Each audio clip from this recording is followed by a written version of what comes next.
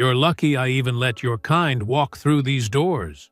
The words snapped through the gleaming lobby as CEO Ethan Vale glared down at the elderly janitor, Harold Whitaker, hunched over his mop. To him, Harold was just another invisible worker, frail, slow, beneath notice. But arrogance blinded him. When Ethan's hand struck Harold's face, a delivery driver's phone caught everything. By morning, the world had seen it. Headlines blazed, investors panicked, and the deal worth $300 million vanished overnight, taking Ethan's empire with it. Before we go any further, comment where in the world you are watching from and make sure to subscribe, because tomorrow's story is one you don't want to miss. The morning sun streamed through Bright Path Systems' wall-to-wall windows, casting long shadows across the sleek office floor. The open workspace hummed with activity. Keyboards clicking, phones chirping, and the soft murmur of professional conversation. Workers in pressed shirts and neat blouses moved between gray cubicles, their shoes clicking against the polished marble. Near the break area, Harold Whitaker worked methodically with his mop, his movements precise after decades of practice. His blue janitor's uniform was as crisp and clean as any executive's suit. Rosa Delgado stood nearby, checking their cleaning schedule for the day. "You know what gets me, Harold?" Rosa said quietly, adjusting her supervisor's badge. "How they want everything spotless, but act like we're invisible." Harold nodded, dipping his mop in the bucket. "Been that way 40 years, Rosa. Clean enough to see their reflection, but they look right through us." The elevator chimed its arrival, and Ethan Vale burst out of his corner office like a storm cloud. His expensive suit couldn't hide the tension in his shoulders, his face already flushed from what everyone knew had been a difficult board call. Workers ducked their heads as he passed, not wanting to catch his eye. Harold continued his steady mopping, creating neat, gleaming paths across the floor. Ethan's sharp footsteps approached rapidly, heading straight for the freshly mopped section. Before Harold could call out a warning, Ethan's Italian leather shoe hit the wet surface. The CEO's foot slipped, and he stumbled, catching himself, but losing his composure entirely.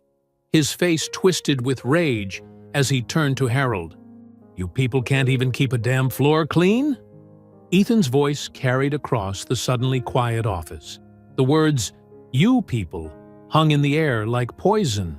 Harold's weathered hands tightened on the mop handle, but his voice remained steady and dignified. "Sir, I keep this place clean so it can shine for people who never look down." The silence deepened. A few brave souls peeked over their cubicle walls. Near reception, Jax Murphy, a young delivery driver in his company uniform, slowly raised his phone, sensing the tension in the air. Ethan's face flushed a deeper red. His expensive watch caught the sunlight as he stepped forward, closing the distance between them. The slap came fast and hard, a crack that echoed off the glass walls. Harold's wire-rimmed glasses flew from his face, skittering across the floor he'd just cleaned. A young analyst in a nearby cubicle let out an audible gasp. Other workers froze, phones forgotten in their hands. Harold stood very still, a thin line of blood beginning to trickle from his nose. Each drop fell onto the white marble floor, a stark contrast against the pristine surface.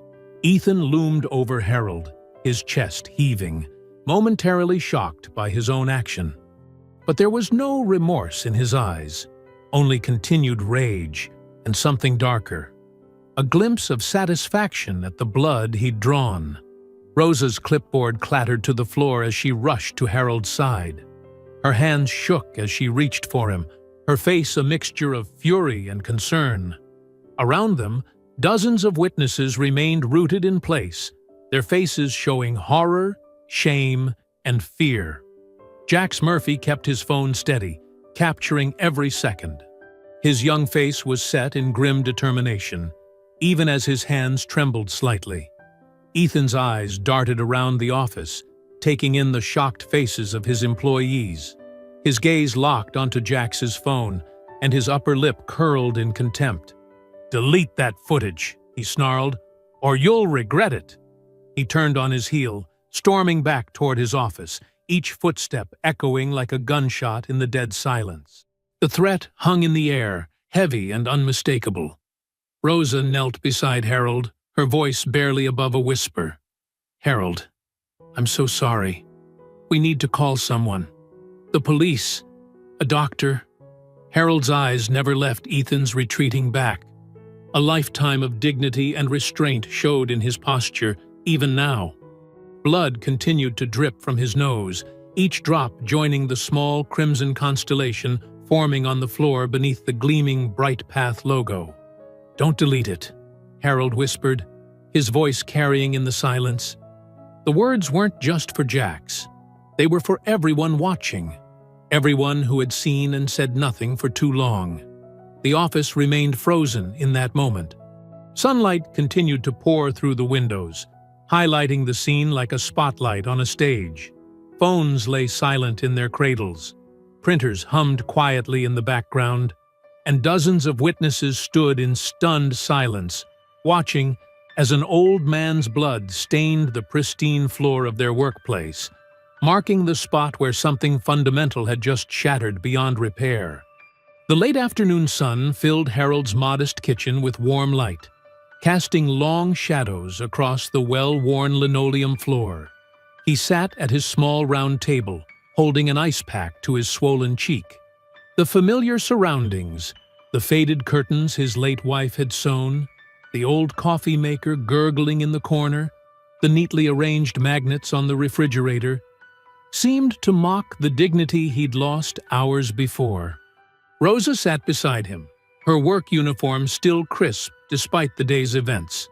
Her fingers drummed nervously on the wooden table as she checked her phone for the 10th time. "Dana should be here any minute," she said softly. "I told her everything." Jax Murphy paced the small kitchen, his delivery uniform rumpled, his young face tight with anxiety. He kept glancing at his phone as if it might explode in his hand. "Mr. Whitaker? I don't know about this. Ethan Vale. He's got lawyers, connections. He'll come after me. My job." Harold lowered the ice pack, revealing the angry red mark across his cheekbone. "Son," he said quietly, "sometimes doing nothing costs more than doing something." The screen door creaked open, and Dana Whitaker burst into the kitchen. Her business suit was slightly disheveled, her legal briefcase clutched tightly in one hand. The moment she saw her grandfather's face, she froze. "Grandpa," she whispered. Then her expression hardened. "I'm going to destroy him." Harold reached for his granddaughter's hand. "Dana, calm down. We need to think this through." "Think what through?" Dana's voice rose as she set her briefcase down with a thud. "He assaulted you, in front of witnesses. And you're sitting here with an ice pack while he's probably drinking champagne in his office." Jax stopped pacing, his phone gripped tightly. "I got it all, the whole thing. But if I post it..." He swallowed hard. "My mom's sick. I need this job." Dana turned to him, her attorney's mind already working. "Show me." Jax handed over his phone, and they all watched the footage in silence. The video was crystal clear, the morning light streaming through Bright Path's windows, the neat rows of cubicles, the shocked faces of co-workers, Ethan Vale's rage-twisted face as he struck Harold, the blood dropping onto the pristine marble floor. "This needs to go public," Dana said firmly. "Now." "But," Jax started. "Listen to me," Dana interrupted, her voice softening. "We can post it anonymously. I'll help you set up secure accounts. Bright Path won't be able to trace it back to you." Rosa leaned forward. "She's right, Jax. I've worked there 30 years. They only understand public shame." Harold watched the discussion, his weathered hands folded on the table. When he spoke, his voice was tired but determined. "All my life, I've kept my head down, worked hard, tried to set an example. He touched his swollen cheek gently. Maybe it's time for a different kind of example. Dana squeezed her grandfather's shoulder, then turned back to Jax. Let me help you set this up. We'll use VPNs, new accounts, everything untraceable. The next hour was a flurry of activity. Dana's fingers flew over Jax's phone, creating anonymous profiles, establishing digital dead ends. Rosa made fresh coffee while Harold watched silently, the ice pack melting on the table. When they finally posted the video, it felt anticlimactic. Just a soft click, then silence. But within minutes, the notifications started. Share, share, share. The numbers climbed rapidly. Hashtags appeared spontaneously. Hands off Harold, Chanter slap of privilege, Chanter bright path shame. The video spread across platforms like wildfire, each share accompanied by outraged comments. By early evening, local news stations were running the footage. National outlets picked it up within hours. Every replay showed the same damning scene. The powerful CEO in his dark suit, striking an elderly janitor in blue, surrounded by stunned office workers, the mop trembling in Harold's hands. BrightPath's PR team scrambled, releasing a statement calling the incident an unfortunate misunderstanding during a moment of workplace tension. Social media erupted with scorn. The image was too clear, too raw. The marble floors, the glass walls, the witnesses, the blood. There was no spinning this away. Rosa's phone buzzed with messages from co-workers. "Everyone's sharing it," she reported. "Even people who never speak up." "Good," Dana said firmly, watching another news segment analyze the footage. "Let them see.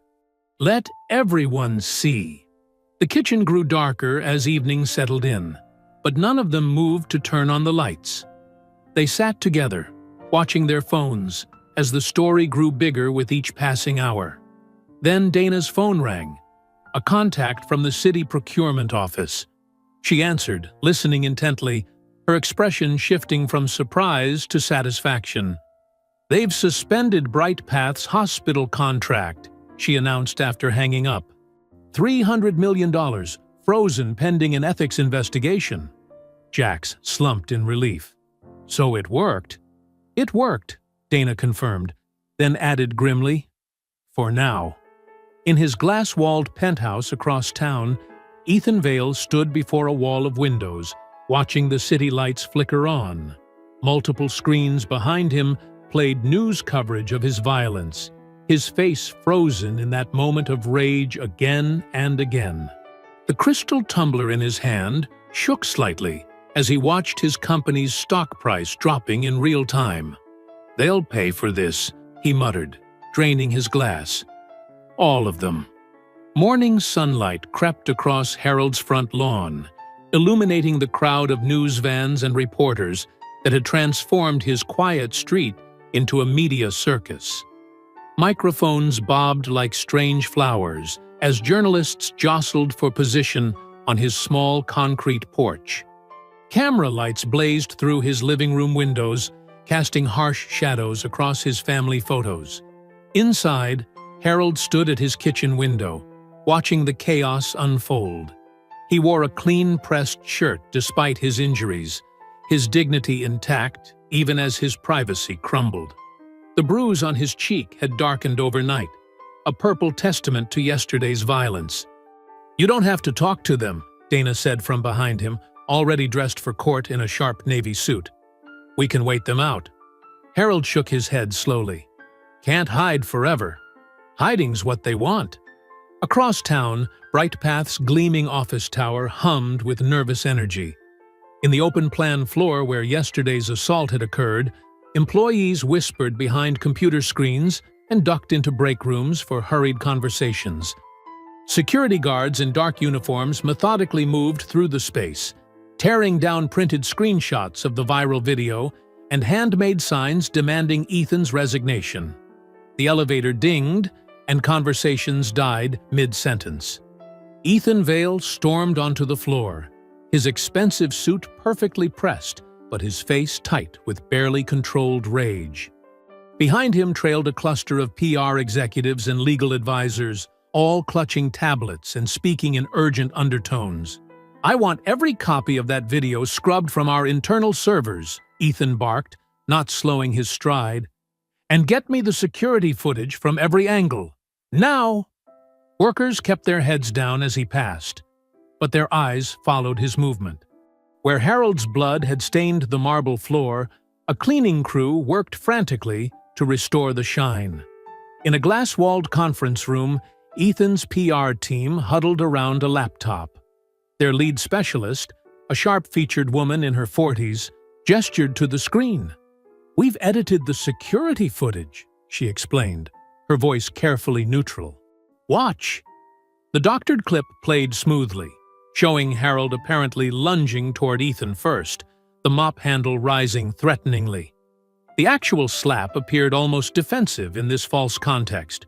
It was skillfully done, each frame manipulated to create a completely different narrative. Ethan leaned back, a cold smile playing at his lips.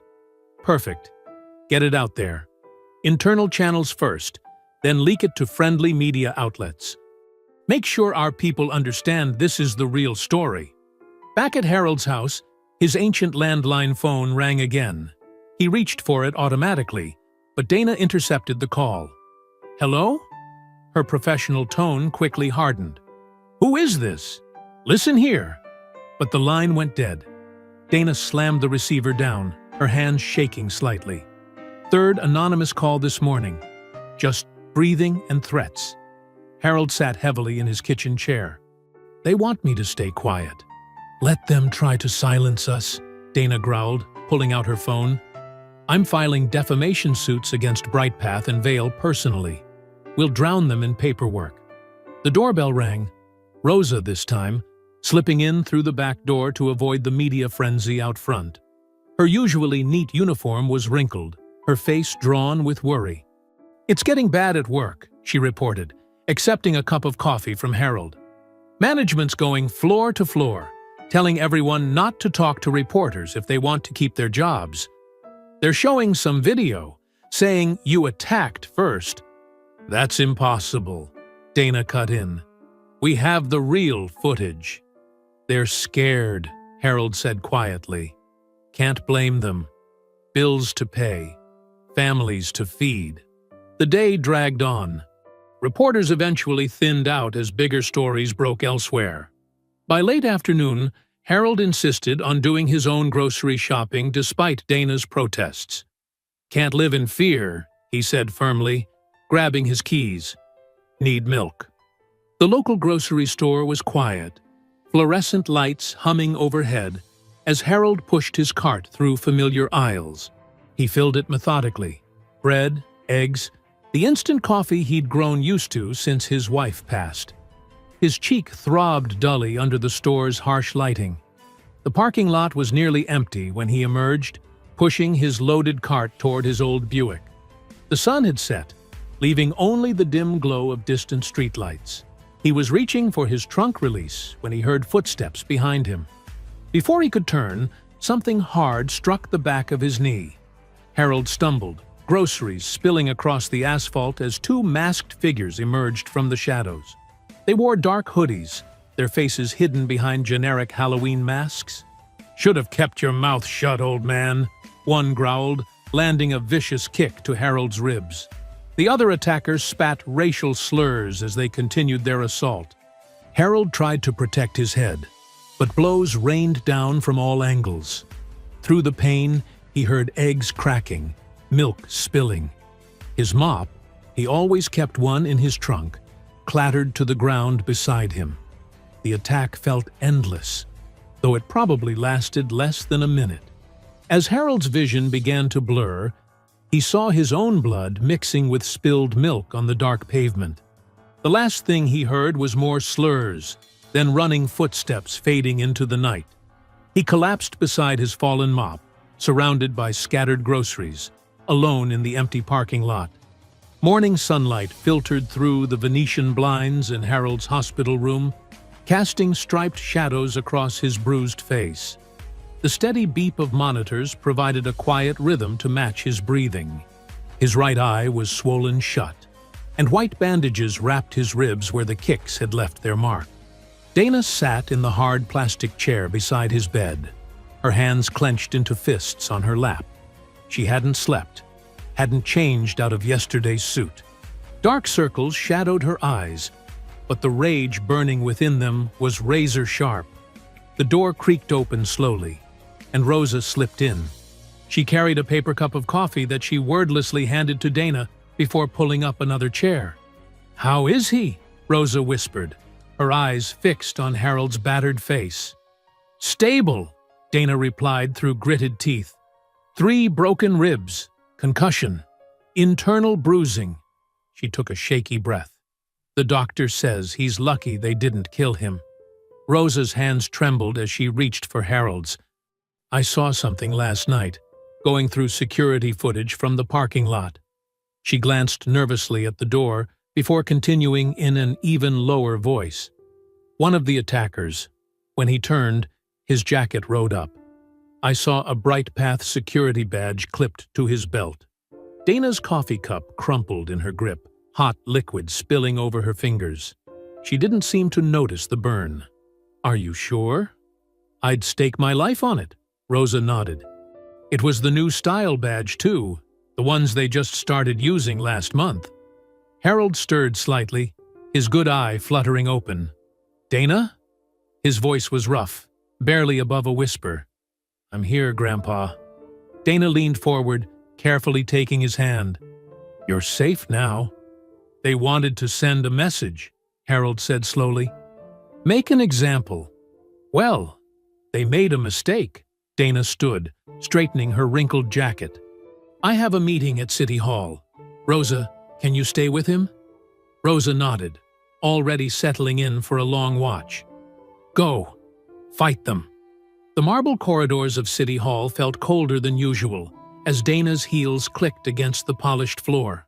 She found Caleb Knox waiting in a quiet corner of the procurement office, nervously adjusting his tie. "Ms. Whitaker," he greeted her, glancing around to ensure they weren't overheard. "Let's walk."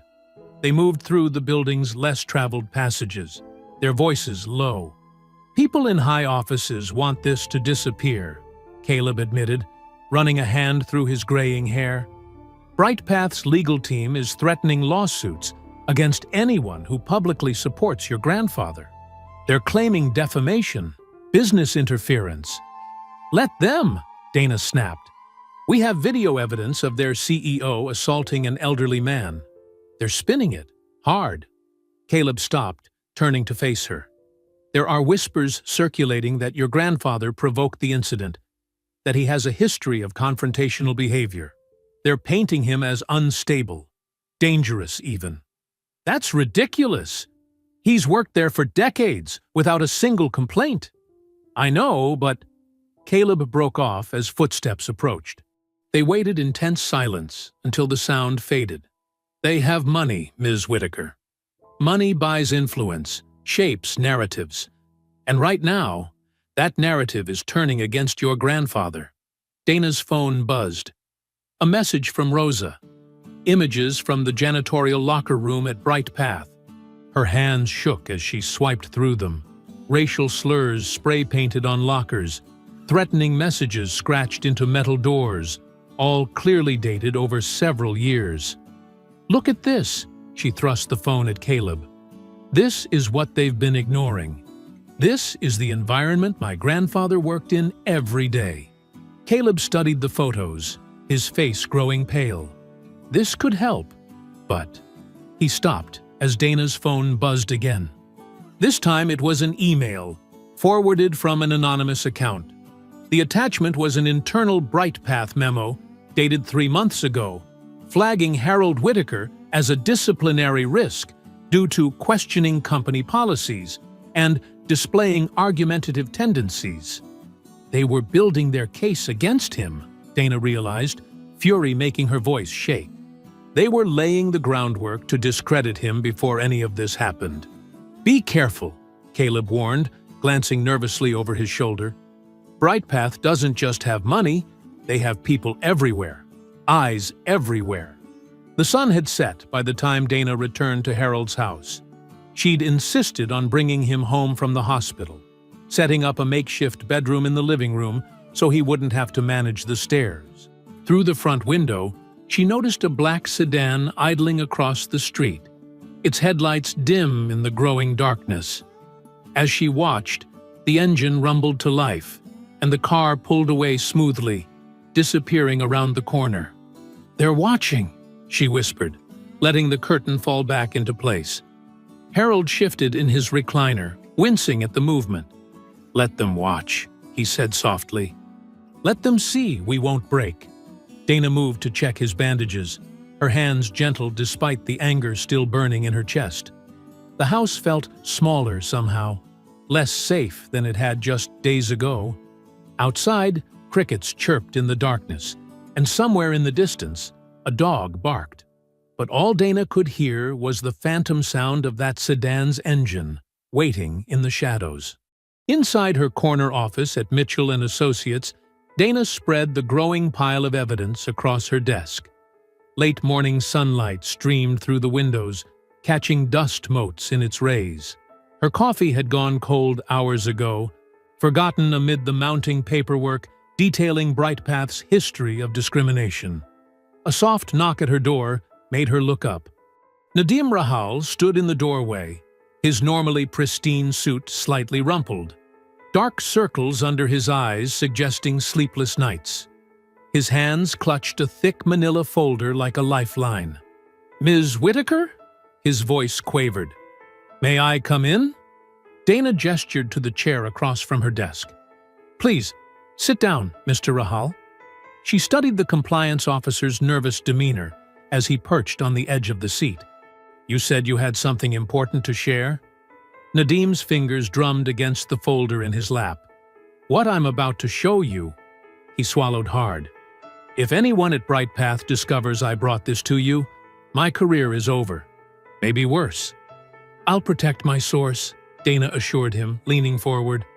"Whatever you have, we can use it to help prevent what happened to my grandfather from happening to others." With trembling hands, Nadim placed the folder on her desk. The label read, "Clean Sweep Initiative, Phase 1 Implementation." Inside were dozens of reports, spreadsheets, and internal memos. Dana's eyes widened as she began reading. The documents outlined a comprehensive plan to replace BrightPath's janitorial staff with automated cleaning robots. But between the corporate buzzwords about modernization and efficiency, a darker purpose emerged. "Look at the demographic analysis," Nadim said softly, pointing to a color-coded chart. "They've mapped out every maintenance worker by race, age, and what they call risk factors." Dana's jaw clenched as she read. Under risk factors, they listed things like cultural resistance to authority and historical tendency toward unionization. The majority of workers marked as high risk were minorities over 50. "They're using automation as cover for systematic discrimination," she muttered, flipping through more pages. "These cost-benefit analyses aren't about efficiency at all. They're about eliminating what they view as problematic employees." Nadim nodded, his face pale. "The initiative specifically targets facilities with the highest concentration of minority staff first. They disguise it with terms like demographic risk control and cultural optimization. But the intent is clear. And my grandfather? His name appears multiple times," Nadim confirmed, reaching for a specific page. "They flagged him as a primary displacement candidate due to his age and what they called his non-compliant attitude toward authority structures." Dana's hands shook with fury as she read the clinical assessment of Harold's liability factors. They'd been planning to force him out long before the assault, documenting every minor incident that could justify his termination. "There's more," Nadim continued, his voice dropping even lower. "Look at the funding sources for the robot procurement. The numbers don't add up unless you factor in money being diverted from the city hospital contract." They're using public funds to finance their discrimination? Dana pulled out her phone to photograph key documents. The whole initiative is built on illegal... Nadim broke off as his own phone buzzed. The color drained from his face as he read the message. What is it? Someone knows I'm here. His hands trembled so badly he nearly dropped the phone. It's from Ethan's head of security. Meeting. Now. Your family's safety depends on your discretion. Dana stood quickly. We need to get you protection. I have contacts in the DA's office who can... No. Nadim cut her off, already backing toward the door. I have to go. They're watching my wife, my children. He paused in the doorway, eyes wild with fear. Use the evidence. But please, don't reveal your source until... He couldn't finish the sentence. Nadim, wait! But he was already hurrying down the hallway. Moments later, her phone chimed with a text from an unknown number. If I vanish, you'll know why. Dana spent the rest of the afternoon making copies of everything, securing the evidence in multiple locations. As the sun began to set, she drove to the hospital to pick up Harold for his final checkout. The streets were quieter than usual as they headed home, Harold resting carefully against the passenger seat to avoid aggravating his ribs. Dana kept checking the rearview mirror, her knuckles white on the steering wheel.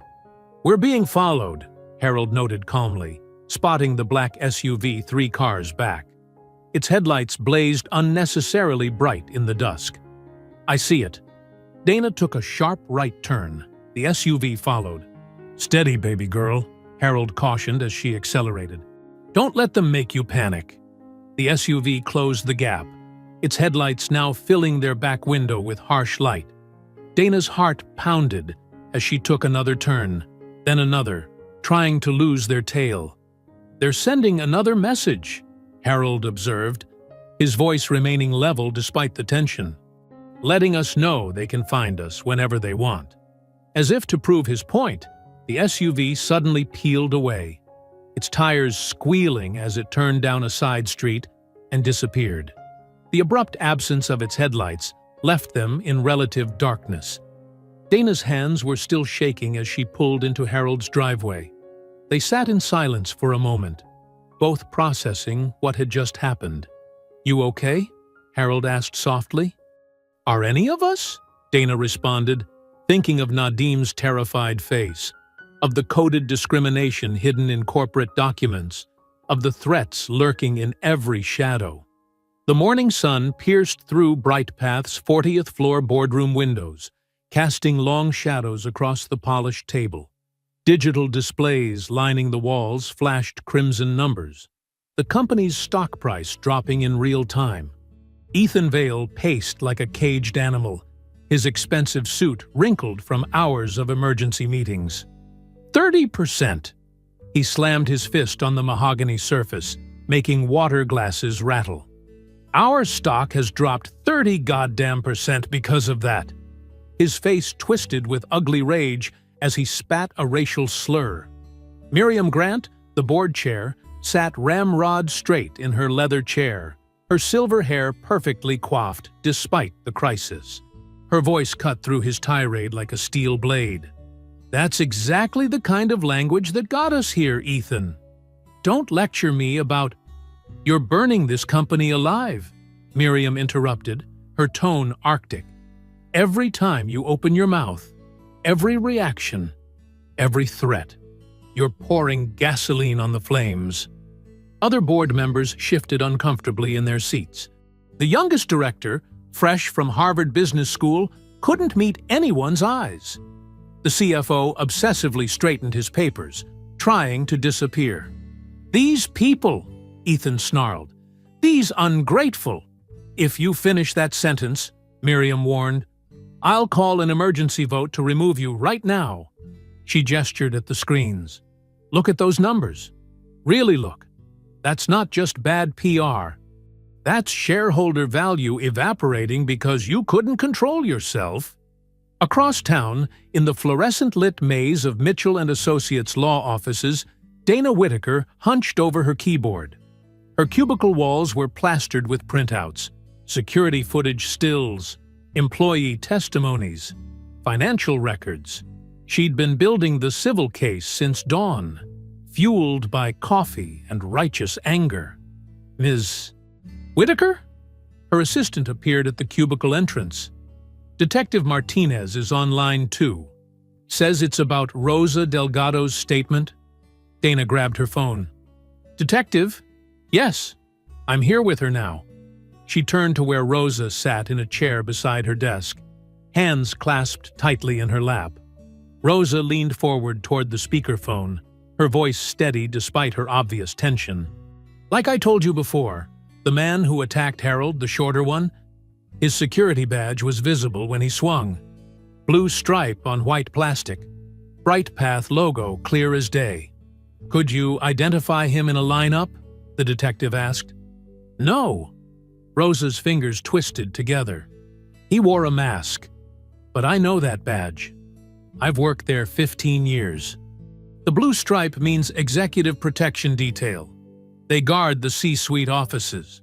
Dana typed rapidly, documenting every detail. That connects the assault directly to Bright Path's security team, she said. We need warrant to access their badge records for that night. Working on it, Martinez replied. But their legal team is fighting us on every.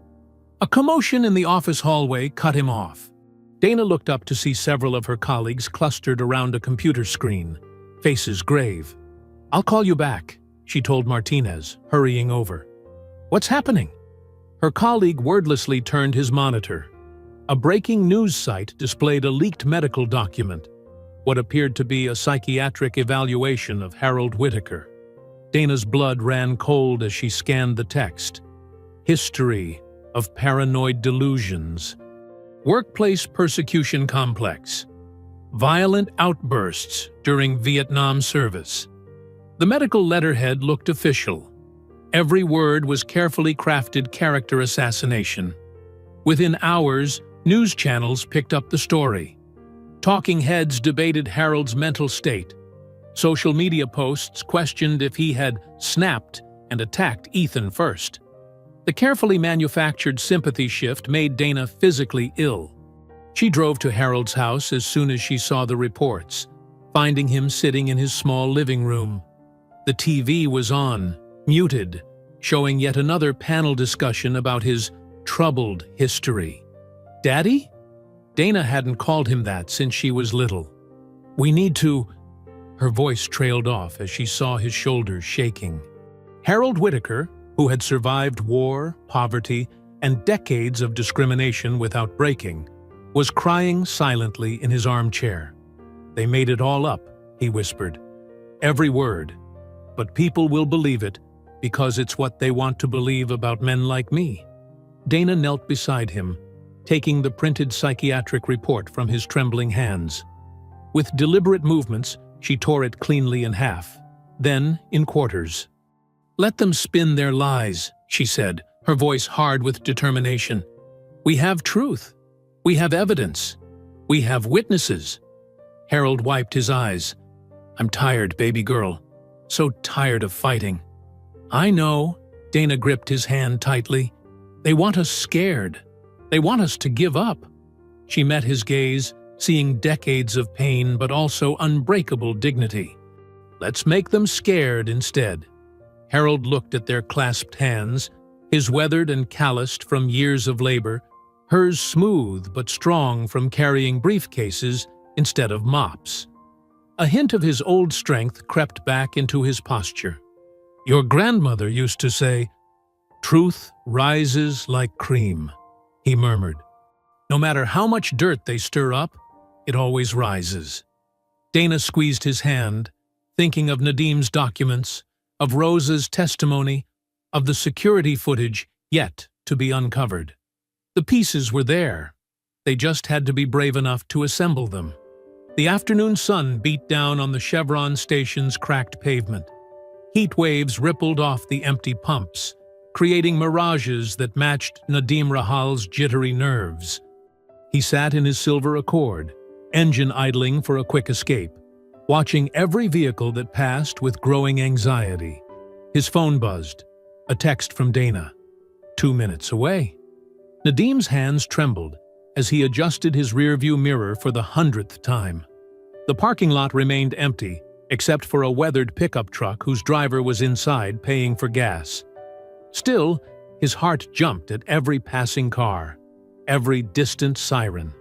When Dana's blue Honda pulled in beside him, Nadim almost cried with relief. She parked close, driver's side to driver's side, so they could talk through their windows. "Did anyone follow you?" he asked, voice barely above a whisper. Dana shook her head. "I took 3 different routes, checked my mirrors the whole way. We're clear." Nadim's fingers clenched around a small object in his pocket. The flash drive felt impossibly heavy for something so tiny. 2 years of secret recordings, emails, and financial records, evidence that could destroy careers, and maybe get him killed. "I can't sleep anymore," he confessed, dark circles evident under his eyes. "Every noise, every shadow. I keep thinking they know." "We can protect you," Dana assured him. "My firm has connections with—" "No." Nadim pulled out the flash drive. Its metal casing caught the sunlight. "I'm leaving town tonight, going somewhere they can't find me." He pressed the drive into her hand. "This has everything. The bribes to city officials, the racial profiling algorithms in HR, the safety violations they covered up. Everything." Dana stared at the small device. "Nadim, come with me now. We can—" "My family's already gone. Sent them ahead this morning." His smile was bitter. "Told my kids we're taking a surprise vacation. Better they think that than know their father might." He stopped himself. "Just make it count, okay?" "I will," Dana promised. "But please, let me help. Someone's coming." Nadim's eyes widened at an approaching black SUV. "Go! Now!" Dana pulled away, watching in her mirror as Nadim's Accord sped off in the opposite direction. The SUV drove past without stopping, but the fear in Nadim's eyes haunted her all the way back to the office. Hours later, her phone rang. Detective Martinez's voice was grim. "A silver Honda Accord was just found in the Riverside Canal," he said without preamble. "License plate matches your whistleblower." Dana's stomach lurched. "Nadim! Is he—" "No body recovered yet. Divers are searching." Driver's side door was open, signs of impact damage on the guardrail. Martinez paused. "Ms. Whitaker." The brake lines were cut. She sank into her chair, the flash drive suddenly feeling like it weighed 1,000 pounds. "It wasn't an accident." "No," Martinez agreed. "It wasn't." Dana worked through the night, analyzing the drive's contents. Each file revealed new layers of corruption. The morning light was just breaking when she found it. A series of emails between Ethan Vale and city procurement officials, dated exactly 1 week before BrightPath won their 300 Nalis contract. Wire transfers, offshore accounts, golf club memberships gifted to family members. The paper trail was meticulous, preserved by Nadim's careful documentation.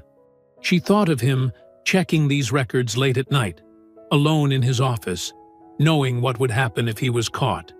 Her eyes burned with exhaustion and unshed tears as she compiled the evidence. Around 8 a.m., Harold arrived, moving slowly with his cane. He'd insisted on coming to the office despite her protests that he should rest. "You look tired, baby girl," he said, settling into the chair across from her desk. "Nadim's dead."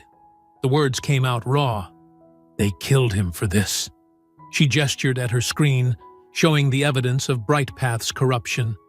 Harold was quiet for a long moment, studying the amounts listed in the bribes. Finally, he spoke softly. "He died for truth. He had kids," Dana whispered. "A family. And he chose to stand up anyway." Harold reached across the desk, covering her hand with his. "Because he knew some things matter more than fear." Dana looked at their joined hands, then at the damning evidence filling her screen. "He trusted me to make this count." "Then let's make it count," Harold said firmly. His voice carried the weight of decades fighting similar battles, of countless small dignities denied, of all the times he'd been forced to swallow his pride and keep mopping floors. For Nadim. For every person they thought they could silence. Dana straightened in her chair, drawing strength from her grandfather's quiet determination. She thought of Nadim's trembling hands passing her the flash drive, of his last gift to justice. On her screen, the evidence waited, a digital testament to one man's courage, and the truth he died protecting.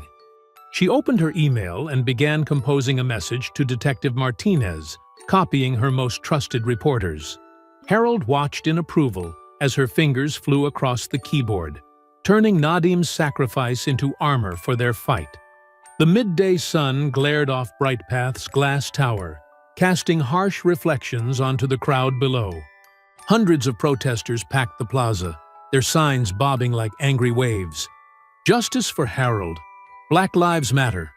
Brightpath. Bigot Path. The chants echoed between buildings, growing louder with each repetition. No justice. No peace. Hands off Harold. Fire Ethan Vale. Inside the tower's third floor, Rosa watched through the windows, her heart swelling at the sight of so many people standing up for Harold. Around her, employees clustered near the glass, some recording with phones, others whispering nervously. "Look at all of them," whispered Jenny from accounting, her eyes wide. "I've never seen anything like this." Rosa nodded, noticing how the protest stretched around the block. Students, church groups, union workers, and ordinary citizens had joined forces. Some carried mops in solidarity. Others wore blue jumpsuits like Harold's. The peaceful crowd's energy felt electric, hopeful. 20 floors above, Ethan Vale stood in his corner office, jaw clenched as he watched the demonstration. His fixer lounged in a leather chair, speaking quietly into a phone. "They're in position," the fixer reported, hanging up. "Just say when." Ethan's lips curved into a cold smile. "Do it." Down in the crowd, the change happened so fast many didn't notice at first. Men in hoodies appeared at the edges, faces masked. They moved through the protesters like sharks through water. The first rock shattered a ground floor window, the crash drawing gasps and shouts. "No! Stop!" A protest organizer tried to grab one of the masked men. "We're peaceful." But more rocks flew. More windows broke. The agitators pushed and shoved, creating pockets of chaos that news cameras eagerly focused on. Police sirens wailed in the distance. Rosa pressed closer to the glass, watching in horror as the peaceful demonstration descended into mayhem. "This isn't right," she muttered. "This isn't our people." Security guards poured out of the building's lobby, wearing riot gear and carrying batons. They formed a line, advancing on the crowd. Protesters began to retreat, hands raised. Then it happened. A black SUV with Brightpath's logo gunned its engine, tires squealing as it accelerated toward the crowd. People screamed and scattered. But one young woman, holding a "Justice for Harold" sign, couldn't move fast enough. The impact threw her 10 feet. Her body hit the pavement as phones recorded from every angle. The SUV never slowed down. "Oh, God!" Jenny covered her mouth, tears streaming. Other employees backed away from the windows, faces pale. Rosa couldn't look away. She'd seen the driver's face through the windshield, one of Ethan's personal security team. This was planned. This was deliberate. Paramedics arrived within minutes. News helicopters circled overhead like vultures. Every channel switched to live coverage, but they focused on the broken windows, the scattered rocks, the violent uprising that had turned tragic. Hours later, as the sun set behind the city skyline, Rosa finally left work. Her hands shook as she unlocked her car, remembering the young woman's body flying through the air. The image wouldn't leave her mind. The drive home felt longer than usual. Every shadow made her jump. Every car behind her seemed threatening. When she pulled into her driveway, the motion sensor light didn't come on. "Perfect," she muttered, fumbling with her keys in the darkness. "Just what I need." She reached her front door and froze. Something dark was smeared across the white paint. Her heartbeat thundered in her ears as she clicked on her phone's flashlight. Blood. Fresh and red, dripping down her door in ugly streaks. And pinned in the center, a note written in the same crimson fluid. "You're next." Rosa stumbled backward, phone nearly slipping from her trembling fingers. She managed to take a photo before calling Dana, her voice cracking. "They were at my house," she whispered. They left blood." "Don't touch anything," Dana ordered. "I'm calling Detective Martinez. Go to your neighbor's house right now. Don't stay there alone." Rosa glanced at the dark windows of her home, wondering if someone was already inside, waiting. The blood gleamed wetly in her phone's light. Her sanctuary had become a threat, marked by the same violence that had taken Nadim, that had beaten Harold, that had run down an innocent protester. She backed away from her door, hurrying next door to Mrs. Chen's house. The elderly woman took one look at Rosa's face and pulled her inside, locking the door behind them. Through Mrs. Chen's window, Rosa watched police cars arrive, their red and blue lights painting the neighborhood in alternating colors. Officers photographed the door, took samples, dusted for prints. But she knew they wouldn't find anything. Ethan's people were too careful, too professional. Detective Martinez interviewed her in Mrs. Chen's kitchen, his face grim as she described the day's events. "First Nadim, now this," he said, shaking his head. "They're escalating." "They want us scared," Rosa replied, hands wrapped around a cooling cup of tea. "They want us to back down." Martinez studied her. "Will you?" Rosa thought of Harold's dignity, of Nadim's sacrifice, of the young woman lying broken on the pavement. The blood on her door was meant to terrify her into silence. Instead, it made her angry. "No," she said firmly. "I won't." The morning after Rosa's door was vandalized, Dana pulled into her law firm's parking garage. Her heels clicked against concrete as she walked toward her silver Audi, mind racing with strategy for the day's depositions. The sound echoed off concrete pillars in the nearly empty structure. Something felt wrong. The air smelled different. She was still 20 feet from her car when she noticed it, a small puddle beneath the vehicle. Her steps slowed.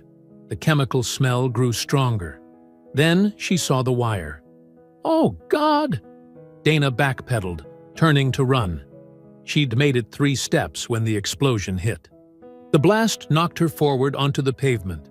Heat washed over her back as her car erupted into a fireball. Glass and metal rained down, pinging off parked vehicles. Black smoke billowed through the garage, setting off fire alarms that wailed through the building. Dana pushed herself up, ears ringing. Her palms were scraped raw from the fall. Smoke stung her eyes and throat as she stumbled toward the exit, coughing. Other cars' alarms blared in cacophony. Through the haze, she saw people running down from upper levels, shouting about calling 911.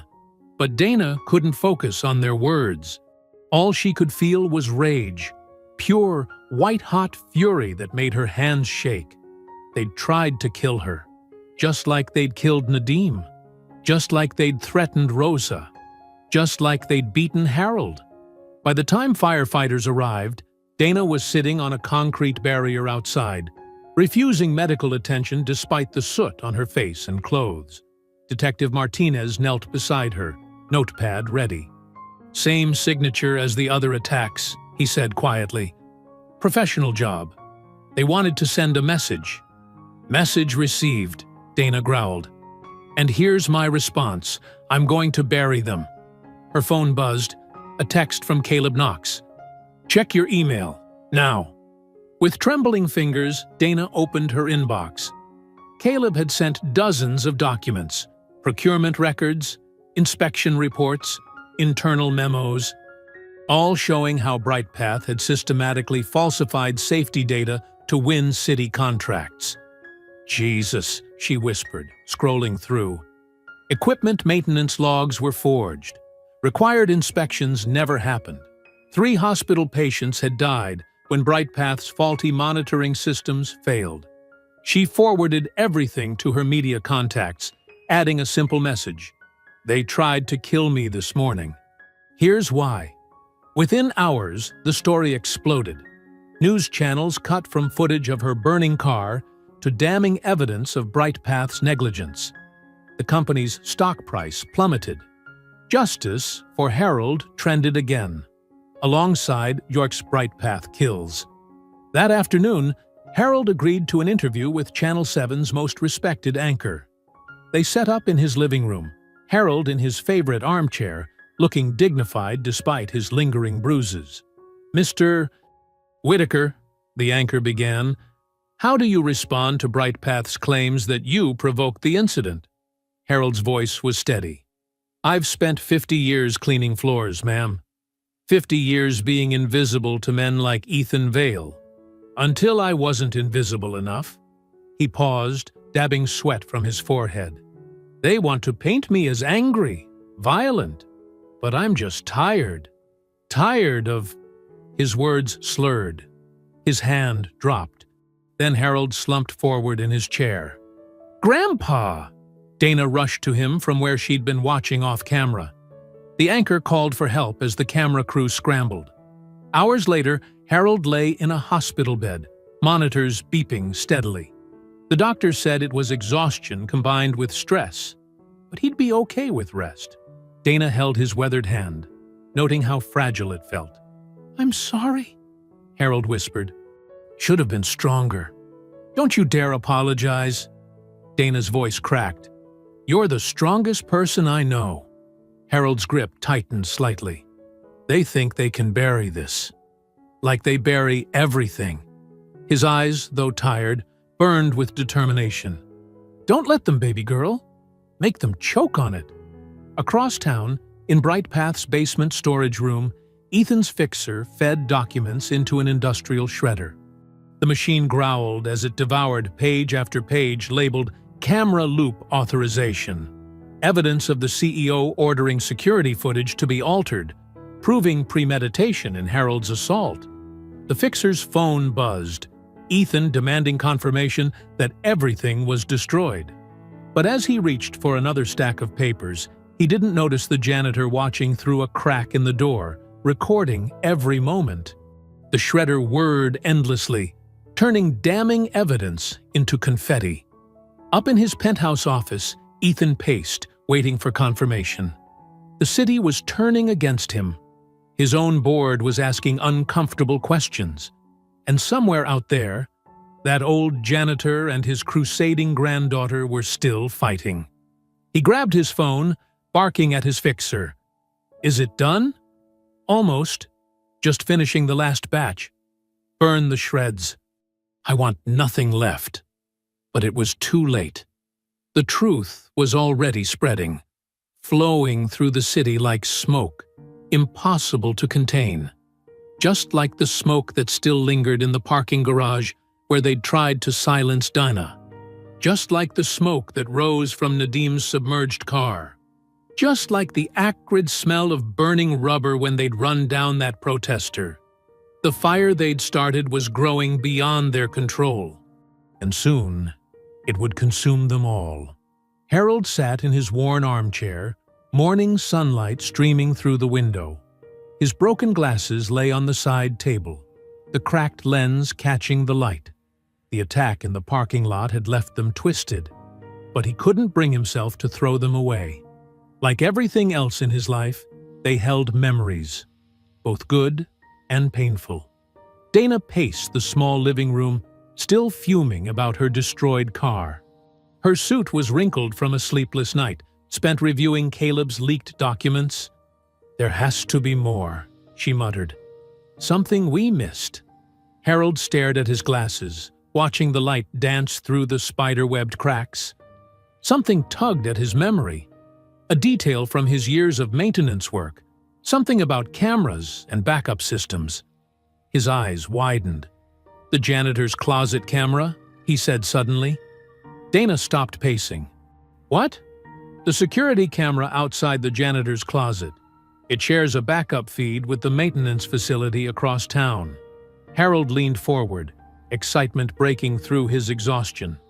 BrightPath installed redundant systems years ago after a fire wiped out their main servers.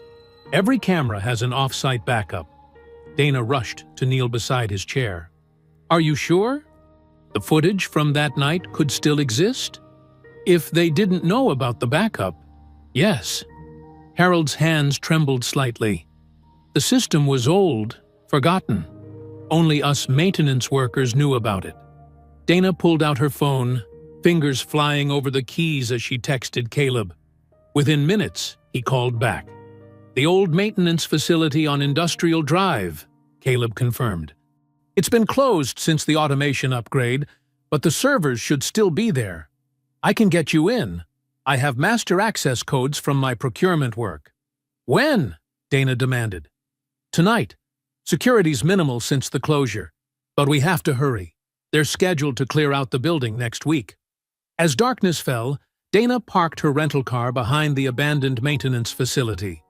The concrete building loomed silent and dark, its windows dusty with disuse. Caleb waited by a side door, nervously checking his phone. "Security patrol passes every hour," he whispered. "We have 40 minutes until the next round." Dana nodded, pulling on black gloves. "Show me." Caleb punched in a code, and the door clicked open. They slipped inside, flashlight beams cutting through years of dust. Their footsteps echoed in the empty corridors as Caleb led them to the server room. The space was cramped, filled with humming equipment. Despite the building's closure, the backup systems still ran, too critical to simply shut down. Caleb moved to a terminal, fingers dancing across the keyboard. "Accessing archival footage," he murmured. "Date of the incident." The screen flickered, showing multiple camera feeds.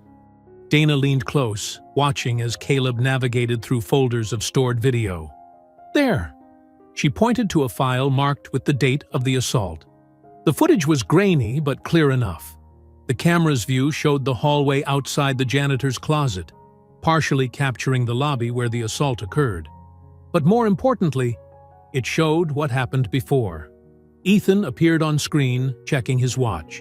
A security guard approached, and their conversation was captured by the camera's microphone. "Loop the lobby footage for the next hour," Ethan ordered. "I'm going to teach that old man some respect." "Sir, I don't think—" "Just do it. And make sure the main system records show him attacking me first." Dana's hands clenched into fists as they watched. The footage continued, showing Ethan deliberately walking toward Harold's cleaning area. The slap, the blood, everything captured from this forgotten angle. "Download it," Dana commanded. "Multiple copies." Caleb worked quickly, transferring the files to secure drives. Outside, a light swept past the windows, the security patrol arriving early. "We need to move," Caleb hissed. They hurried through dark corridors, hearts pounding. The guard's footsteps echoed somewhere nearby. Dana clutched the precious drives to her chest as they slipped out the side door, quietly pulling it shut. They made it to Dana's car, just as flashlight beams swung around the corner. Crouching low, they waited until the guard passed before starting the engine and driving away. Miles later, in the safety of Dana's office, they reviewed the footage again. Every damning second was preserved. Proof of premeditation, of Ethan ordering evidence destroyed, of the entire cover-up. "This changes everything," Caleb said quietly. "There's no spinning this away." Dana connected one of the drives to her computer.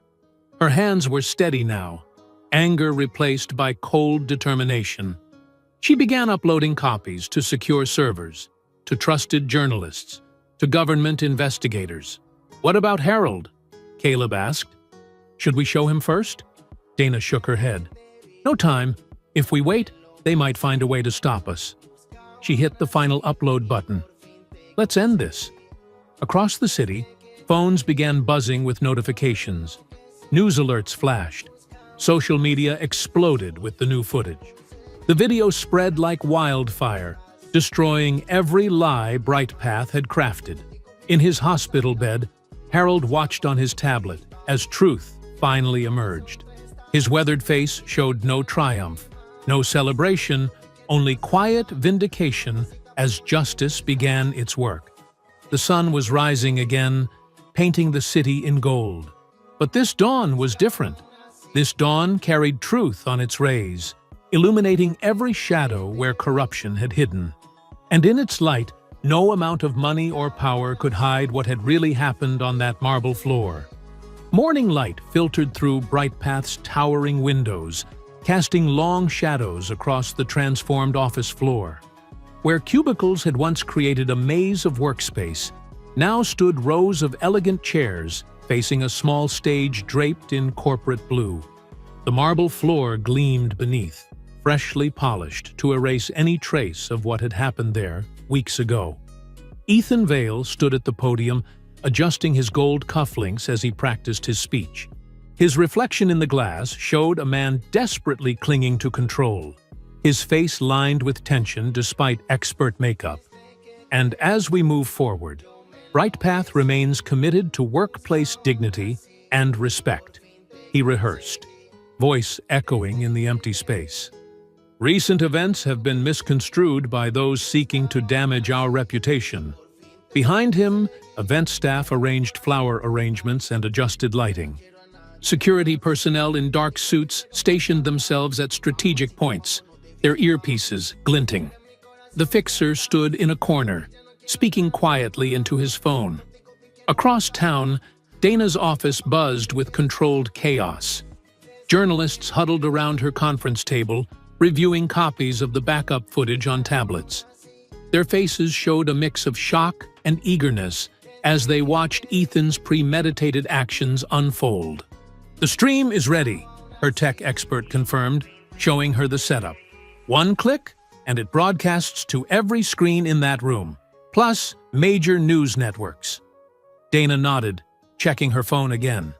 No response from Rosa. The janitorial supervisor always answered texts, especially since the threats began. Something felt wrong. "Has anyone heard from Rosa today?" she asked the room. Heads shook. Dana dialed Rosa's number, tension building in her shoulders.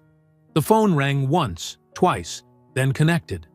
But instead of Rosa's warm voice, Dana heard muffled sounds, thumping, a choked cry. "Rosa?" Dana's voice sharpened with alarm. "Rosa, are you there?" More sounds, fabric against a microphone. What might have been tape being ripped. Then clear, terrified screaming before the line went dead. Dana's hands shook as she lowered the phone. The room had gone silent, everyone staring at her. She could still hear Rosa's scream echoing in her head. "Track her phone," she ordered the tech expert. "Now." As he worked, Dana paced, her heels clicking against the floor. The timing wasn't coincidental. Hours before the gala, before their evidence would expose everything, they had taken Rosa. Her phone buzzed with a text from an unknown number. A photo appeared. Rosa bound to a chair in what looked like a storage room, fear clear in her eyes despite the poor lighting. A message followed. "Back off, or she dies." Dana's jaw clenched. She thought of Harold in his hospital bed, of Nadim's car in the river, of every person Brightpath had hurt or silenced. Not this time. Not Rosa. "Keep working on the location," she told her team. "And get me everything you can on Brightpath's properties, especially storage facilities or unused spaces." She brought up the building plans they'd acquired during the investigation. The main office had sub-basements, maintenance areas, old storage rooms from before the renovations, places where screams wouldn't carry. The tech expert looked up. Her phone's last signal came from near Brightpath Tower. "It's off now, but—" "They're keeping her close," Dana finished, "where they can control the situation during the gala." She studied the blueprints more carefully. The sub-basement level showed a series of old maintenance rooms, now supposedly unused, perfect for hiding someone. "Change of plans," she announced. "I'm going to the gala early. Have the stream ready, but don't activate until I give the signal." "What about Rosa?" someone asked. Dana grabbed her briefcase, checking that the backup drives were secure inside. "I'm getting her out first. Then we're going to make Ethan Vale choke on every lie he's ever told." She chose her outfit carefully. A conservative black suit that would let her blend in with other executives, heels she could run in if needed. Under her jacket, she clipped a small recorder. Back at Brightpath, the gala preparations continued. Staff hung banners proclaiming, "Building tomorrow together," while caterers set up elegant refreshment tables. The fixer directed security personnel with hand signals, positioning them near every exit. Ethan stood at the window of his corner office, watching the city below. He'd changed into a fresh suit, dark blue with subtle pinstripes. Every detail of his appearance was calculated to project strength and control. "The guest list is confirmed," his assistant reported. "Press has been screened. Security is ready." Ethan nodded, adjusting his tie. "And our problem?" "Contained," the fixer answered from the doorway. "She won't interfere." "Good." Ethan turned from the window, practiced smile in place. "Let's give them a show they won't forget."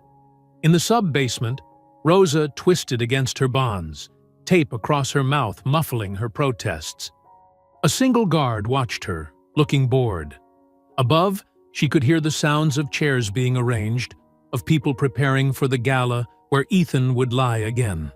She thought of Harold, of his dignity even as blood dripped from his nose. She thought of all the years she'd worked here, watching corruption hide behind polish and pretense. Her eyes burned with tears of rage, but she kept struggling. Someone would come. Justice would find its way into even these dark corners. The guard checked his phone, muttering about missing the party upstairs. Rosa kept working at the ropes, ignoring the pain as they cut into her wrists. She just needed time. And upstairs, she knew, Dana was coming. The afternoon sun streamed through Brightpath's glass walls, casting long shadows across the transformed office space. Well-dressed shareholders and reporters filled the rows of chairs where cubicles had once stood. The air hummed with anticipation and the soft murmur of conversation. Security personnel lined the walls, their dark suits and earpieces making them look like identical sentries. Near the refreshment table, marketing staff distributed glossy folders showcasing Brightpath's commitment to workplace dignity. Dana slipped through the crowd, her black suit helping her blend with the other executives. Her heart raced, knowing Rosa was somewhere below in the building's dark sub-levels. But timing was crucial. She had to let Ethan begin his performance before bringing down the curtain. The lights dimmed slightly, drawing attention to the small stage. Miriam Grant, the board chair, approached the podium first. Her silver hair gleamed as she introduced Ethan Vale, describing him as a leader committed to positive change.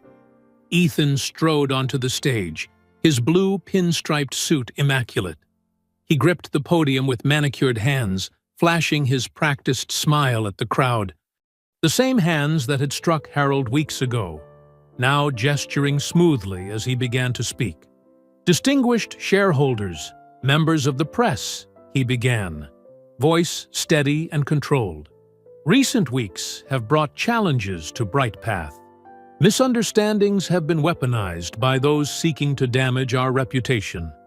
In the back of the room, Dana's tech expert confirmed through her earpiece that the stream was ready. She watched Ethan's performance, noting how his confident facade masked the desperation in his eyes. "But Brightpath remains committed to excellence," Ethan continued, warming to his theme. to dignity in the workplace, to treating every employee with the respect they deserve. A soft click echoed through the sound system. The massive screens behind Ethan, meant to display corporate logos, suddenly flickered to life. Crystal clear footage filled the displays, showing this very room weeks ago when it still held cubicles. The audience gasped as they watched Ethan storm across the freshly mopped floor. Harold's blue jumpsuit was vivid in the footage, his dignified posture a stark contrast to Ethan's rage. The sound of the slap cracked through the speakers, followed by the thud of Harold's glasses hitting marble. Ethan spun around, his rehearsed smile shattering as he saw himself exposed on the screens. The footage continued, showing him ordering the camera loop, revealing the calculated nature of his violence. "Turn it off!" he shouted, but the tech crew couldn't override Dana's stream. The footage played again, an endless loop of truth, destroying his carefully constructed lies. Reporters' cameras flashed. Shareholders whispered in shock. The security team looked uncertain, glancing between Ethan and their earpieces for instructions. Dana stepped forward, her voice carrying across the stunned crowd. "This is the real Bright Path culture, ladies and gentlemen. Violence, racism, and corruption, all hidden behind marble and glass." Ethan lunged from the stage, his face contorted with fury. He reached Dana in 3 long strides, his fist connecting with her jaw before anyone could react. She stumbled but didn't fall, tasting blood. The crowd scattered, creating space around the confrontation. Security finally moved forward, but Ethan was already charging toward the exit near the janitor's closet. He didn't see Harold until it was too late. The elderly janitor stood in his path, leaning on a mop handle but straight-backed and resolute. His recent hospital stay had left him thinner, but his eyes blazed with quiet strength. "Moving kinda fast there, Mr. Vale," Harold said softly. "Floor might be slippery." Ethan's hand disappeared into his jacket, emerging with a switchblade. The blade snapped open with a click that echoed in the sudden silence. "Get out of my way, old man," he snarled. Harold's response was to swing the mop handle in a smooth arc, decades of military training flowing through his aged muscles. The aluminum shaft knocked the knife from Ethan's grip, sending it skittering across the floor. Ethan howled in rage and charged. Harold pivoted, using the mop handle like a staff to deflect the attack. The CEO's momentum carried him past, straight into a desk divider. The impact shook the partition, but didn't stop him. He spun back, murder in his eyes, but his expensive leather shoes found a puddle of spilled cleaning fluid. His feet went out from under him, arms windmilling as he tried to catch himself. The impact when he hit the marble floor echoed through the office. The crack of bone breaking was followed by Ethan's scream of pain. He clutched his twisted arm, curled on the same floor where he'd assaulted Harold weeks ago. Police burst through the stairwell doors, weapons drawn. Behind them came Caleb Knox, supporting a limping but very much alive Rosa. Her wrists showed rope marks, but her eyes shone with triumph as she watched Ethan writhing on the floor. "They had her in the old storage room," Caleb explained to Dana. "Once we found the security badge logs, it was just a matter of timing." Cameras flashed as officers cuffed Ethan, careful of his broken arm. The CEO's tears and mucus stained the marble floor he'd once ruled over. Around them, the cubicles that had witnessed his original crime now saw his humiliation. The backup footage continued playing on the screens above, an endless loop of truth that could never be hidden again. Shareholders pressed forward, demanding answers. Reporters shouted questions. But in the center of the chaos, Harold simply leaned on his mop handle, watching justice finally arrive. The next morning's sunrise painted Bright Path's glass tower in shades of orange and gold. FBI agents in dark windbreakers moved methodically through the maze of cubicles, their presence turning the once bustling office into a crime scene. The sound of packing tape being pulled and boxes being sealed echoed through the floor. Employees stood in clusters near the break room, watching in stunned silence as decades of corporate secrets were carried away in cardboard boxes. Computer hard drives, financial records, and personnel files. Each piece of evidence told its own story of corruption. "Clear this section," an agent called out, directing her team toward the executive offices. Through the glass walls, workers could see investigators methodically photographing Ethan's corner office before touching anything. The marble floor still bore a faint stain where Harold's blood had fallen. Sarah from accounting clutched her coffee mug, whispering to her colleague, "I can't believe we worked here all this time, never knowing." "Oh, we knew," Tom from IT replied quietly. "We just didn't want to see it."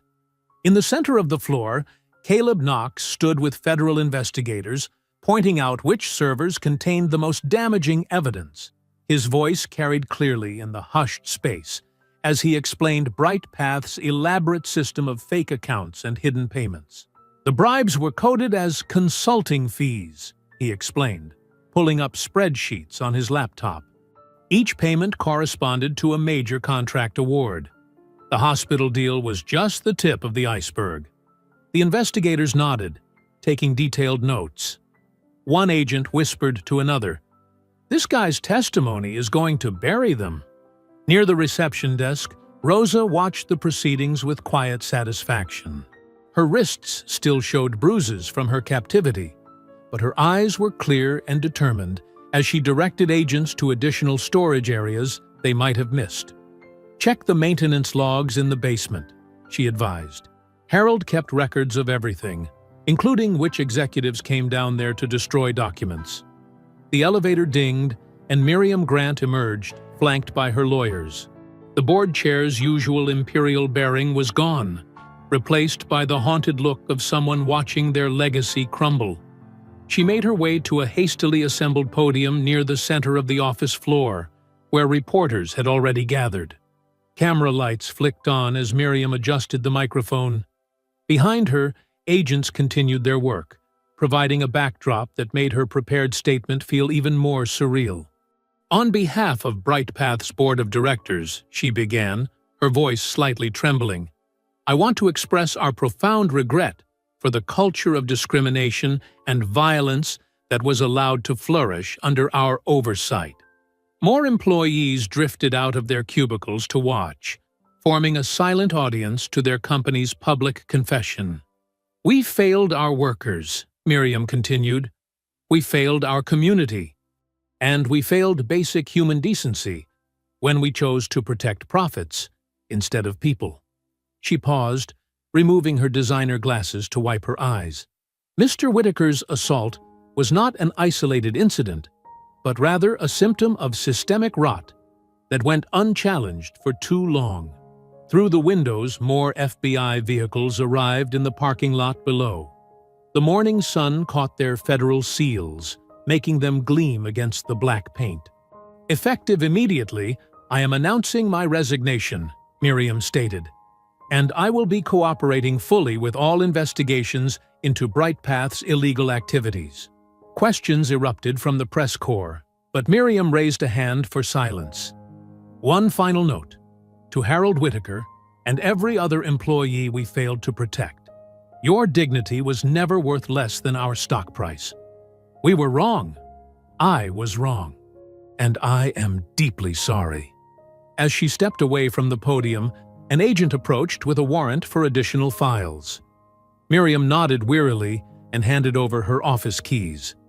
Across town at City Hall, a different scene was unfolding. Harold stood on the broad stone steps, his granddaughter Dana beside him. His face still showed fading bruises, but he stood straight and dignified in a crisp blue suit. Reporters clustered around him, microphones extended. The morning light caught his silver hair as he considered their questions. "Mr. Whitaker, how do you feel about BrightPath's collapse?" Harold adjusted his new glasses, taking his time before responding. "You know, when you mop a floor, you see things others miss. dirt in the corners, cracks in the shine.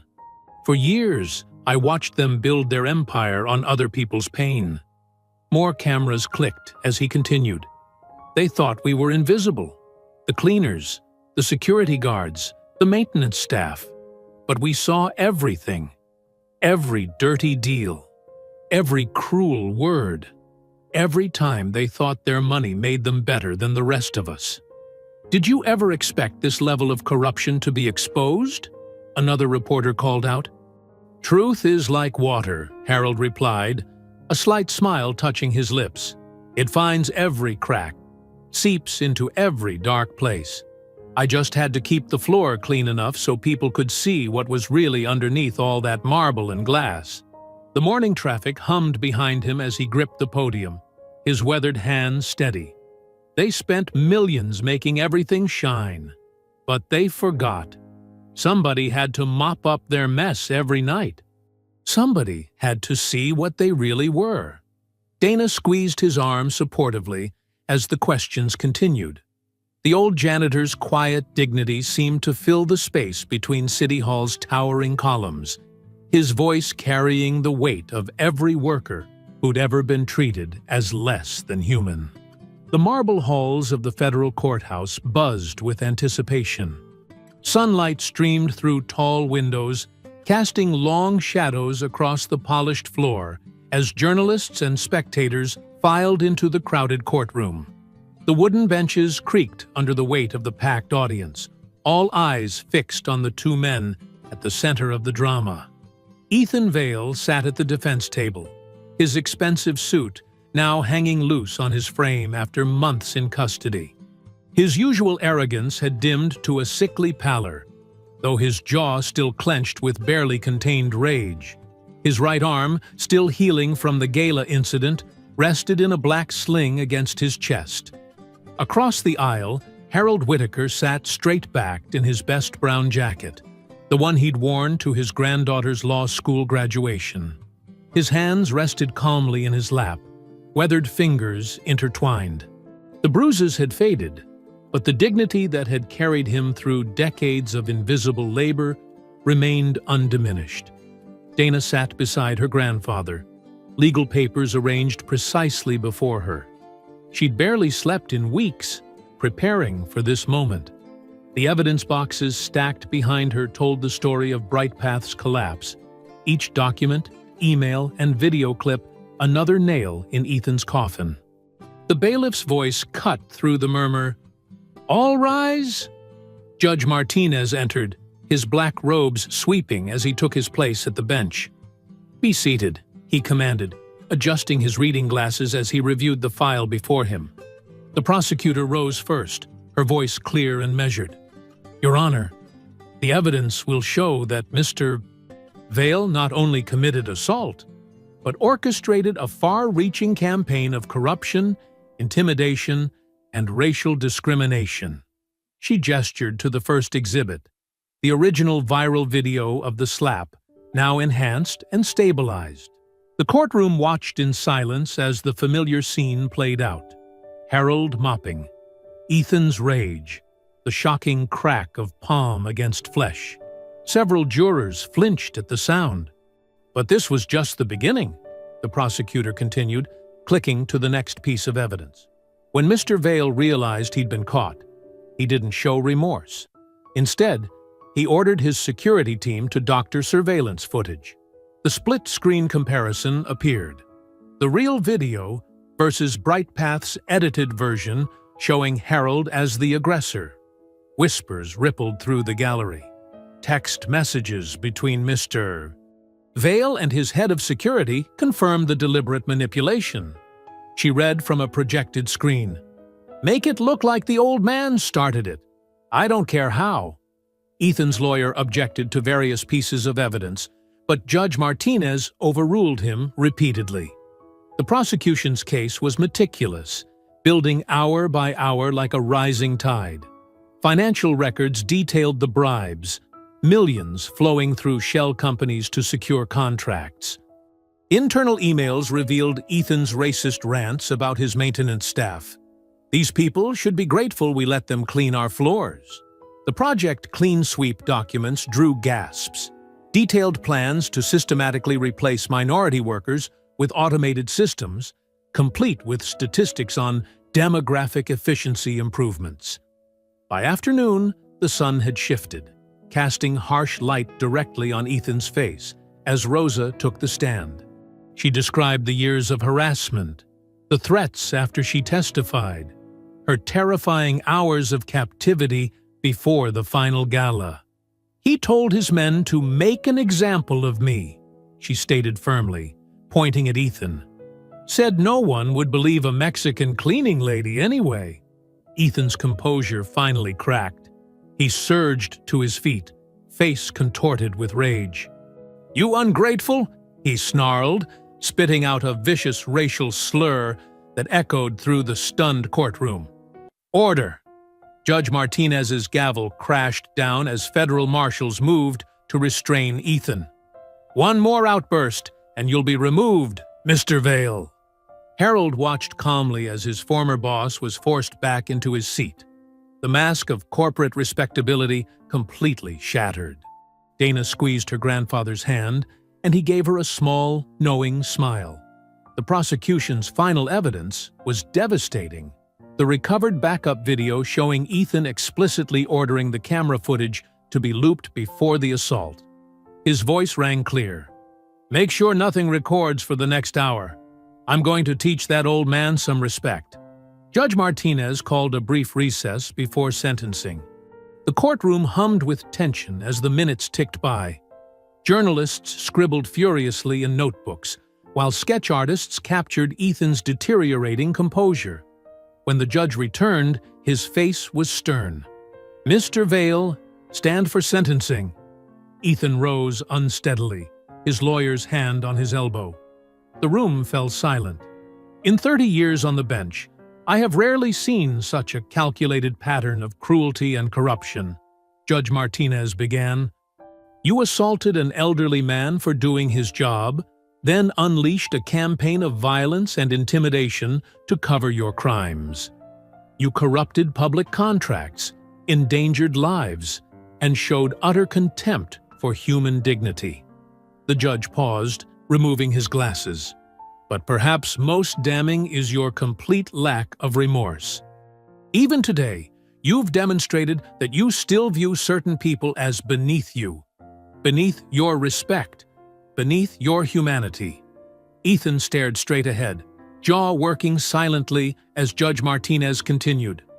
"This court sentences you to 10 years in federal prison," the judge declared, his gavel punctuating each word. "You will also pay $5 million in restitution to your victims." The gallery erupted in murmurs. Cameras clicked rapidly as federal marshals approached with handcuffs. The steel bracelets gleamed in the afternoon light as they closed around Ethan's wrists. The fallen CEO, the man whose slap had sparked a movement, stumbled slightly as he was led away. His face, once the picture of corporate power, now showed nothing but naked fear and impotent rage. Through it all, Harold watched quietly, remembering countless nights of mopping floors under Ethan's contemptuous gaze. Now, in the same sunlight that had once streamed through Brightpath's windows, justice was finally being polished to a shine.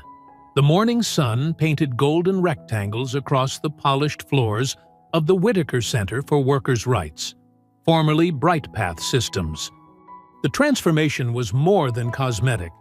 Gone were the stark white walls and intimidating marble, replaced by warm earth tones and inspirational artwork created by local artists. Harold Whitaker moved his mop with practiced ease across the floor, the same methodical motion he'd used for decades. But now, employees smiled and greeted him by name as they passed. Some even stopped to chat, treating him with the respect that had been so long denied. The open plan office hummed with purposeful activity.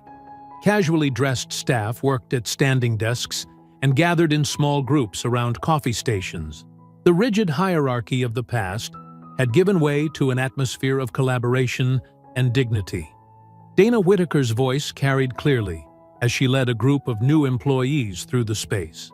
She wore a simple blazer over jeans, the center's relaxed dress code reflecting its commitment to breaking down artificial barriers.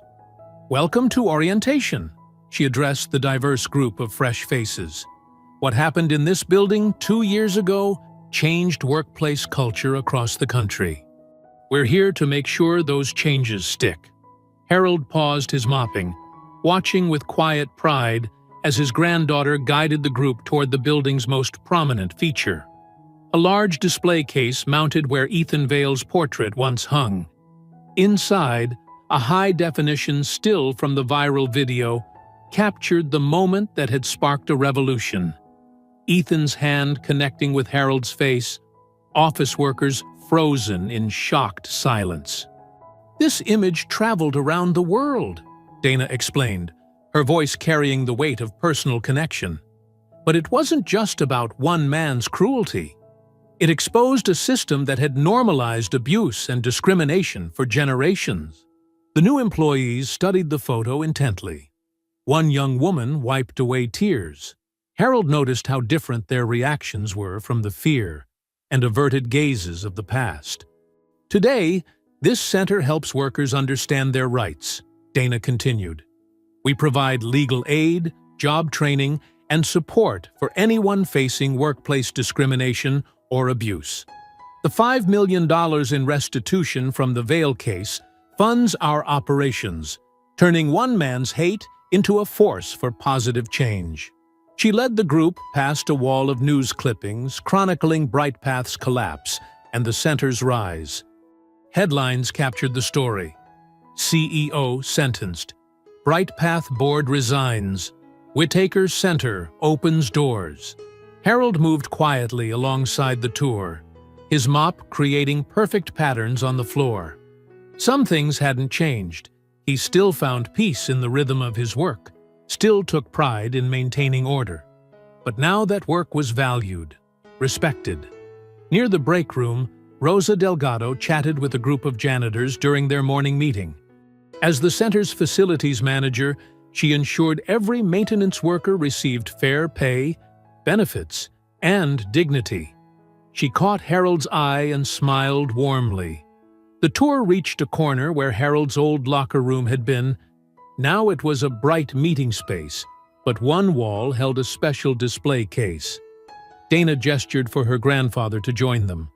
Harold leaned his mop against the wall and approached slowly, his movements deliberate as always. Inside the case, his old mop handle rested on velvet backing, worn smooth by years of use. Above it, a simple brass plaque read, "Dignity is not negotiable. Harold Whitaker, 2025. This mop handle, Dana told the group, was the only weapon my grandfather ever needed. His dignity and determination brought down an empire of corruption." Harold touched the glass gently, remembering. The handle had been in his hands when Ethan slapped him, when the security team beat him, when he finally fought back at the shareholders' gala. Through it all, he'd never lost his grip on his principles.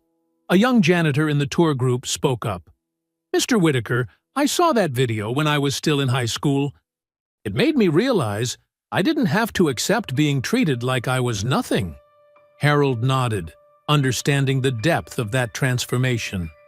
Around them, the office buzzed with activity, lawyers consulting with clients, training sessions in progress, support groups sharing stories.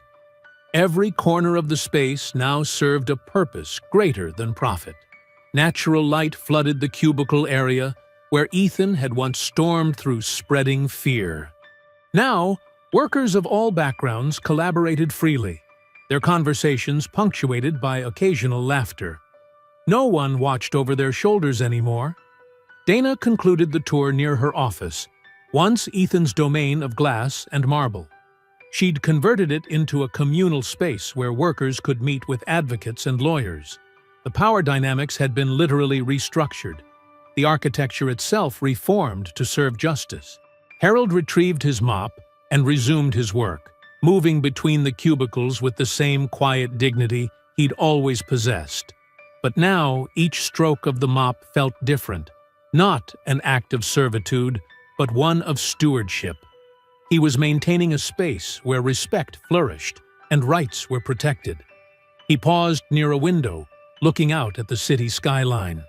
The same sun that had once witnessed his humiliation now illuminated a transformed workplace. The floors still needed cleaning. The garbage still needed collecting. The essential work still had to be done. But now that work carried honor, and the workers carried their heads high. Harold gazed around at the bright cubicles, at the respectful silence of focused work, at the natural order that emerges when people treat each other with dignity. A gentle smile crossed his face as he whispered, "Now it shines for the right reasons." I hope you enjoyed that story. Please share it with your friends and subscribe so that you do not miss out on the next one. In the meantime, I have handpicked 2 stories for you that I think you will enjoy. Have a great day.